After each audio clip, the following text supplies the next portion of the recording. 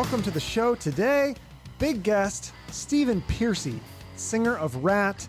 If you don't know who this is, you're probably listening to the wrong podcast. Ratt was a huge band in the 80s, and their legacy continues to this day. The band and their music were just featured in a recent Geico commercial, and you've probably also heard their music in Stranger Things, Family Guy, tons of other places. Stephen tells me about some really great projects that he has coming up, including 2 docu-series, one on ASY TV that's coming out soon, and one of his own that he's still working on. Plus, he's got a new double solo record that's going to be coming out soon, and at some point, he's talked about a second book, and he also has a role in an upcoming musical with my old pal Geoff Tate from Queensryche. So we just scratched the surface on a lot of this stuff and his time with Ratt and his story. So if you want to learn more about him, I highly recommend you read his first book, Sex, Drugs, and Ratt and Roll. It's a highly entertaining read. It's on par with Motley Crue's The Dirt. And if you've already read his book, then I think you're still going to love this interview because we discuss a lot of things that are not in the book. So one thing I want to tell you about this interview is it's audio only for Stephen. He couldn't do video, so if you're watching on YouTube, don't adjust your screen. He just didn't do video. It's audio only. So here we go. Enjoy it. Well, let's just dive right in. Welcome, Stephen Pearcy, to the Chuck Shoot Podcast. I appreciate you doing this. How are you feeling today? Real good. Just getting busy again here. You know, I'm trying to finish up this record, get in the studio, and just a lot of things going on. It's good to be out playing again. Did a couple of shows recently, and it looks like everybody else out there is ready to have a good time. Yeah, I think people are really desperate for concerts right now. Really, like I just went to Steel Panther. That was my first one. It was amazing. People are going crazy for live music. Yeah, you know, you put everybody in a box and it's bound to break. Right. So you mentioned the new record. Tell me about that, because this is your solo record, but I heard it's actually going to be a double record. Is that correct? Yeah. Now I decided to make a double record. I mean, we started writing, a year and a half, almost 2 years ago, and it'll be solo record number 6. So the record was pretty much done, waiting to go in the studio, and then this COVID thing went down, and that put us behind. So in the meantime, I just started writing like a maniac and working with our bass player, Jerry Montano, and God, even Frankie came by and put down a riff. So now we have all these other songs, and they're even sound more refreshing. So I got to go back to the other ones and give them a kick in the ass, you know? Right. So, yeah. Too many songs. Always a good problem to have. Too many songs. You know? Yeah. And it sounds like it's going to be a really eclectic mix. It kind of reminds me when you think of double albums and eclectic. I mean, the first thing that comes to mind for me is Guns N' Roses' Use Your Illusions. I'm not going to try to make it some kind of episode thing, but, you know, it's going to be an interesting ride. It's going to be, you know, I can't use the word all over the place, but, you know, our bass player comes from like Danzig and Hell Yeah, and you know, I can deal with that heavier stuff. Eric and I, you never know what we're going to do. He gives me a riff or a song, and I'm like, that's it, you know? So we're in a good place, and hopefully we'll start, I'm hoping within the next few months. Okay. Well, that's great. And then you have so many projects going on, the Backstage Pass thing, the docu-series on yourself. I got to bring that up. Yeah. That's, that show, which will be, in hopefully pre-production, we get settled next year, probably later, mid 2022, depending on touring schedule. But we're going to try to put a few shows in the can, and right now we're calling it Back from War. So the title, I mean, just going through and writing and doing what we've been doing, Christy Adair and myself, because we'll be involved with producing, obviously. We've come up with so many other ideas for this, and it just can't be just another show that interviews, you know, musicians or sports stars or whatever. Now the door is open. It's not just rock and roll, although we'll inevitably start there as a starting point, with obviously my genre, the 80s, Sure. Where, Ratt per se came from, and the Motleys and the Wasps and that whole Sunset Strip era. Some things have been beaten down, but a friend of mine who's been helpful in directing and producing, also Tommy Asakawa, is a big part of this too. This guy. So we'll see what happens. It's going to be. All I can say is it's going to be just like I say. Our music is dangerous, colorful, and exciting. Yeah. Yeah, we want it to be different, and it will. But there is a documentary or a docu-series, 3-part, coming out with me on Asai TV. It's pretty much being finished up now, and hopefully will be out next month. And it's going to be a 3-part series on the history and the making of my band Ratt. Okay. And we take you everywhere where it started, where we rehearsed inside one of the places, and it's the first time this has really gone down. So we're looking forward to getting this out next month. Okay. Docu-series. Yeah. Yeah. So tell me, because I know you mentioned, obviously people have talked about Motley Crue, The Dirt. I read the book and the movie. You said the movie was kind of toned down compared to real life, and you lived it with them. And you said that you'd rather show the real life than have actors, and you have footage of a lot of onstage and backstage stuff. So is this stuff that's going to go into the Back for More, or is this stuff in the ASY docuseries on you? There is a lot of mentioning of things that were never put into the book, that Motley's never talked about our friendship, and there's some interesting stories I'm telling for the first time.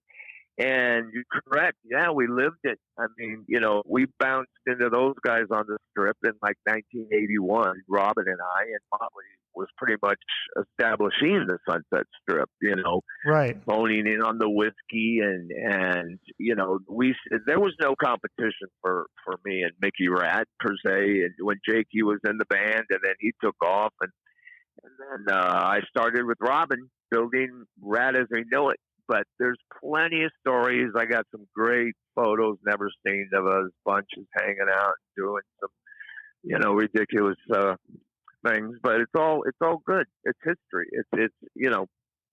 It's gonna be a good thing. Yeah, no, People will find it interesting. Oh, it's amazing. I loved your book, and I love, you talk about how you love the struggle and you appreciate the struggling days more than the successful ones. And I think in the book, your friend Beth Miller says that you were extremely driven and focused, and you always had that energy. So talk about your work ethic in those early years. Because I mean, you talk about the drugs and the sex. I mean, and there's a ton of that in the book, but the part that's really inspired to me is like how hard you worked and how much you wanted it. Yeah, appreciate that. Well, it's just wanting something and knowing, I got to blame that on Van Halen in '78. The minute when I was getting into music and not forming a band yet, still on crutches and shit, learning guitar. Once I got wind of go see this band called Van Halen, a friend of mine in '78, you got to see them. They're playing the Whiskey now. They're no longer playing Gazaris, right? Mm-hmm. The same stage where the Doors, Van Halen, and Ratt started, the Gazaris, So it's pretty crazy, in the book, I had to dwell into some of that nonsense and get it out of the way. I do want to do another book when there's time and really get into the nuts and bolts of Mickey Ratt, the whole process, which will be, thoroughly explained in Back for More, which was tentatively Backstage Pass. But there's a lot of things that need to be told, and it's part of history, and the legacy is legacy is what it is. Very happy about it, but my work ethics haven't changed at all. It's the same as now. I write all the time and try to get things done, not just playing anymore. You know, there's other things that excite me besides drag racing. You know, going top fuel racing, I'd rather do that. But here I am, you know, forever a rat bastard. You know. So yeah, work ethics haven't changed a bit. You know, I'm still, when I get into something, I'm driven to accomplish it. And so unfortunately for me, it took being, you know, in a terrible accident to turn me on to music. And next thing you know, I just, you know, creating these bands, and it's a process. But yeah, and then when you get humbled, you know, you can have all the success you want, but then, you know, we all got humbled in the 90s. I don't blame that on grunge. I don't blame it on shit. You know, our music never went anywhere. And, you know, if you're saying the 80s genre, it's bigger than ever, you know, and everybody that's still out there and being heard from the 80s genre per se should really appreciate it, because not only are some of these bands being played, you know, a lot for the first time since the 80s, you know what I'm saying? It's big now, you know, it's something new again. And I don't see any changes happening. I think, you know, it is what it is. Everything's been done, you know. So with me, it's finding other outlets and things to entertain myself, number one, and number two, to be creative in the marketplace and in business and in music, and because it is a business, you know, per se. Right. You know, you don't sit around and get loaded 24 hours a day. Eventually, it stops. You know? It's a good time. You can still have a good time, for, you know what I mean. But yeah, it's all good. A lot of things coming up, and we're excited about it, and most of all, getting out there and playing, and you know. Yeah, that's really turning some people on. So I'm happy about that. No, I'm excited. I've only seen you your solo band. I've never seen you with Ratt. And because your solo band is you try to have kind of a grittier version with that. You do that on purpose. Oh yeah. You know, it's kind of like see, Mickey Ratt was put it this way, the EP. The Ratt EP, that's pretty much what the Ratt Bastards is about. You know, it's just getting out there and just not being so formulated. You know, I respect what Ratt is about and this and that, but right now, Ratt, without the original members, to me, could be my solo band. You know, and so you know what? We give them what you got. Never go through motions. But I'd rather play the stuff a little grittier, you know. Mickey Ratt EP, you know. That's what we get off on. So that EP, that first EP, those songs were all, I didn't know this, they were actually all written in the 70s. They were written by you in your teenage years. So did the songs evolve by the time you recorded them, though, in 83? No, they're pretty much the same, because we had those were only songs in the set. When we did Out of the Cellar, well, we started going out on the road. Like, we opened up for ZZ Top one time, and we had to play the whole EP, and that's where Walking the Dog was in our set. And so you play what you got, you know what I mean? Yeah. And so anyway, so be it there. Yeah, but those songs, and then, you know, obviously your Out of the Cellar album is huge. And the song Lack of Round and Round is obviously the big song, but Lack of Communication is also a great song. And I don't know if that song was about a relationship with a girl or what, but do you think that song is kind of relevant for today? Because I feel like it would fit with today's society and not really communicating with each other. Well, yeah, you could throw that, you know, analogy in there with that. I didn't. Juan Crucier, pretty much our bass player in Ratt, brought that to the band. I think I just changed a bunch of things on it, and of course, you put all the original guys on something like that, and then you get lack of communication. You know,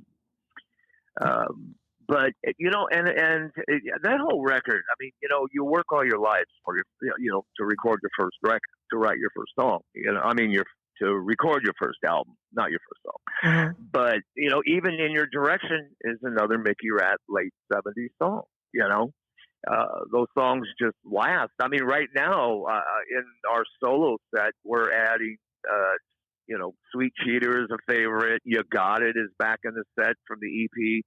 We're going to throw Tell the World in there. It's just, people are digging the EP songs. Ratt really doesn't perform a lot of those early EP songs.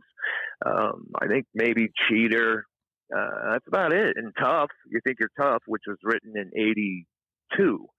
Robin and I wrote that in 82.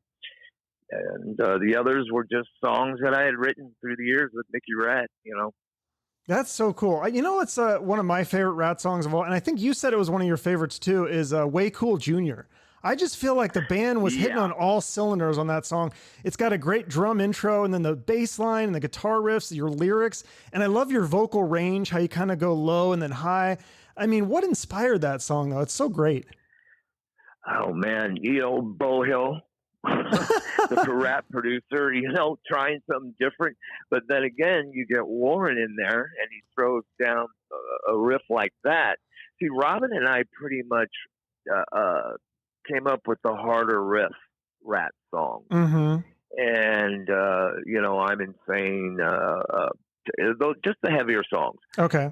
And Warren tends to have that more of he can play anything. So out of the blue, he came up with that riff and it ended up turning into a song, and a brilliant song, Whatever. So what happened with Warren? I mean, if you don't want to get into it, I don't want to get into drama, but I noticed that you didn't write a lot about Warren you write a lot about your friendship with Robin and Juan, and you write about Blotzer and how you guys argued and stuff, but you don't really write a lot about Warren, good or bad. And then now, obviously he's not in the band. It seems like he just disappeared. Is he okay? Like, is he doing okay? Warren's all good. Okay. Warren is out there playing with the Kings of Chaos or some band like that. Oh, that's right. Yeah, he's still doing that? Okay. Yeah, he's out there doing some things, and I'd like to bump into him and do a jam. I mean, look, once a rat, always a rat. You turn into a rat bastard, what I mean?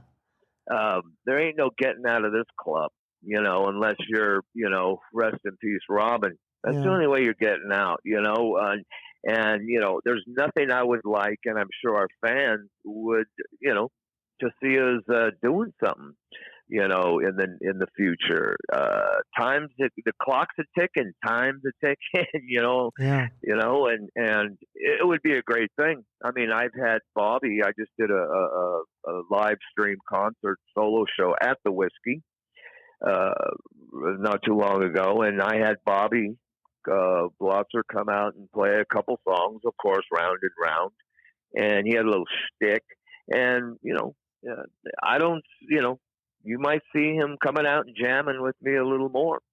It's all about getting through the day. We've all done it, been there and done it.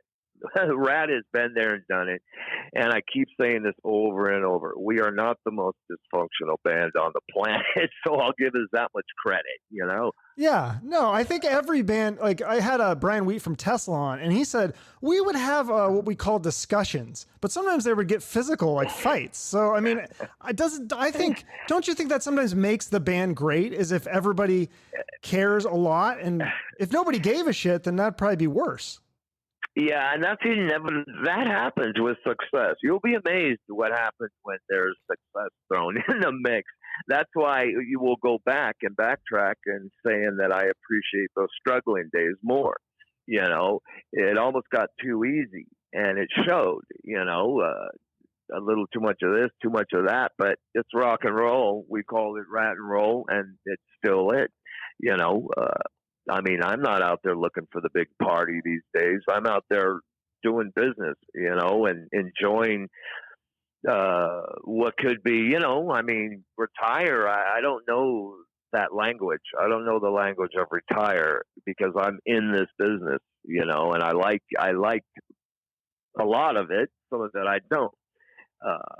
But I've learned a lot, and I'm going to hang out for a little bit. I'd love to play for another few years, and then kind of kick back and enjoy myself, and write music, produce, do the TV stuff, and the shows, and just other things, and obviously drag racing. Yeah. So you said in your book, you talk about how Poison was the craziest opening band that you had. Like one of them, somebody ate a urinal cake and drinks a beer full of cigarette butts. Like, oh my God! I mean, is that? Yeah, those are stories in the book. But yeah, when they opened up for us, they weren't crazy. We drove them crazy. You get these young pups who think they can top dog and partying and being out there as we were doing almost 300 shows a year, and then these new guys come along going, yeah, we can hang out. It's like, yeah, well, let's see what you got. We almost killed Brett one night. Oh, shit. He tells a story about him almost dying out there on the road. Well, it was trying to out party Ratt, and he couldn't do it, and he was sick for 2 days and had to go to the hospital, and he ended up doing the shows, but they were on the road with us, and he was being, a little too cocky for his own good. And we drank him and drugged him under the table, and that's where that's at. Yeah, that's so funny because I'm reading the book and I'm just like, I mean, it really is a great title for the book, Sex, Drugs, and Rat and Roll, because there's so much sex and drugs. And I'm thinking, I remember like halfway through it, I'm going, man, does he ever get tired of like all this sex and partying? And then there's a line where you say, sometimes I just want a quiet night to watch a movie. And I'm like, yeah, I would think that some of the days you just be like, I just want to take a break, but you're like, nope, you got to keep going. Yeah. Well, yeah, it's a way of life. If you don't live at 110%, you ain't doing your job. I mean, you don't have to get, whacked out to get the job done. I mean, to each his own, each decade to its own, 60s, 70s, 90s, whatever. Now there you got smarter musicians, out there understanding that it doesn't even last too long for these new guys, but for bands like us who have hung around for 35, 6 years, that takes I got to pat us on the back every now and then, we know we know what we've accomplished. We're proud of our legacy, and I'd like to take the beast around the track one final lap, and see what happens. But right now it's got a few Ratt shows out there, 2021, a couple this month, July, and it's on my website, official StephenPearcy.com. Everything under the moon is there. Everything in the cellar is in there. And then there's solo shows, and I see a birthday gig with myself and Sebastian for Eddie Trunk coming up. So there's some good stuff happening. That would be, I want to see if I can figure out a way to get into that. That'd be amazing. But speaking of solo shows, I think I saw some images and video of you doing a recent solo show. You look and sound great. Have you seen footage of your pal Vince Neil, though? Because he couldn't finish a show. Are you concerned about him? Do you think people are being too hard on him? What are your thoughts on that? Vinny, I love Vinny. I don't dwell into that. You don't know what's bugging. What's up with somebody, if they're being something's bugging them, or I don't know. I can't remark on that because he's a brother. And I think people, they should lighten up, man. I mean, life's too short. You know what I mean? And the thing is what's the strangest thing about this whole business and everything is you're so transparent these days. Any musician, any actor, any entertainment, and anybody, it's there.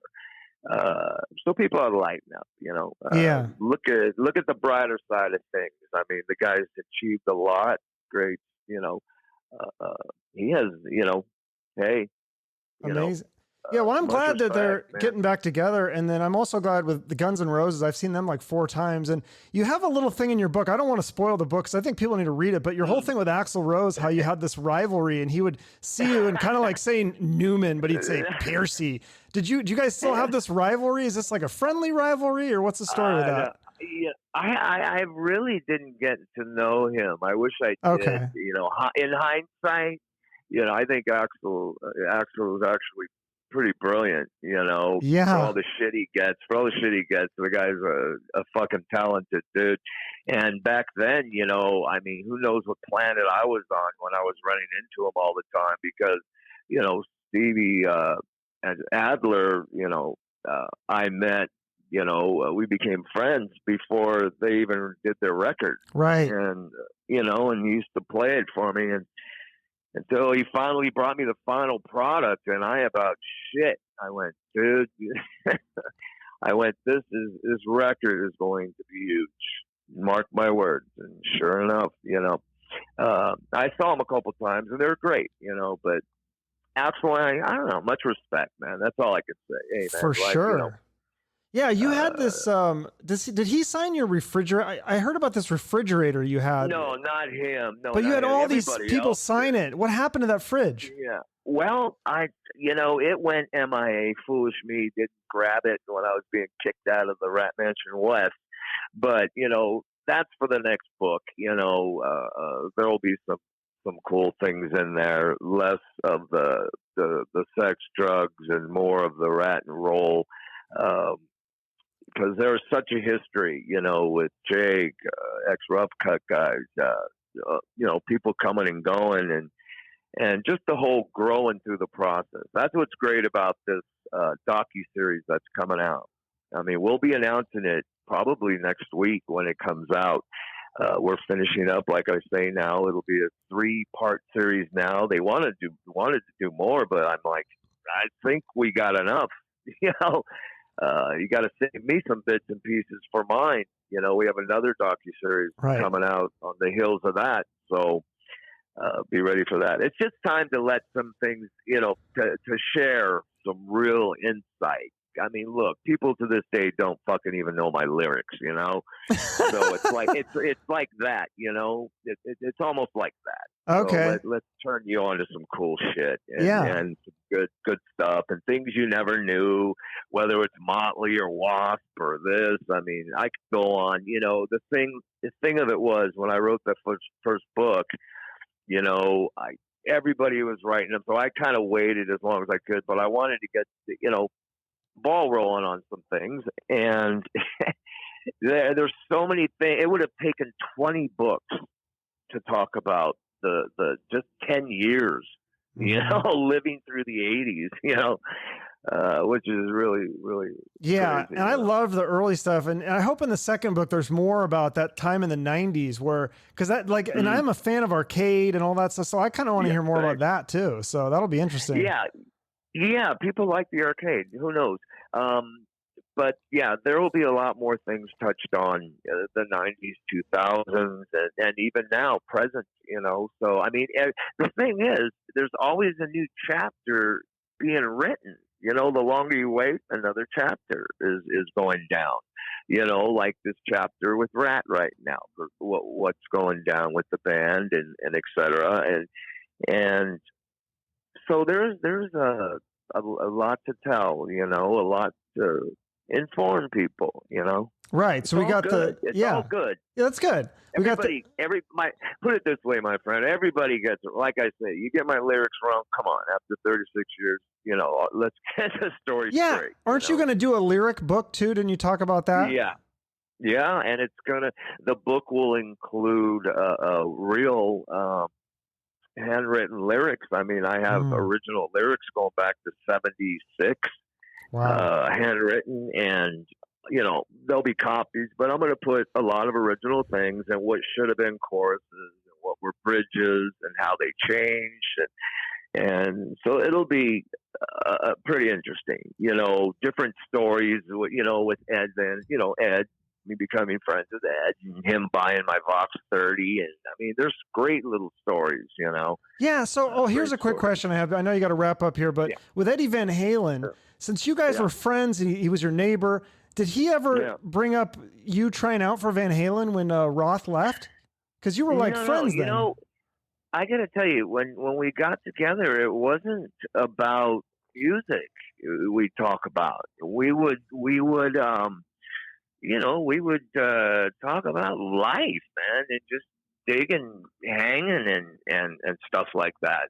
rarely music. And we did get the opportunity to play with them, and that's all I wanted.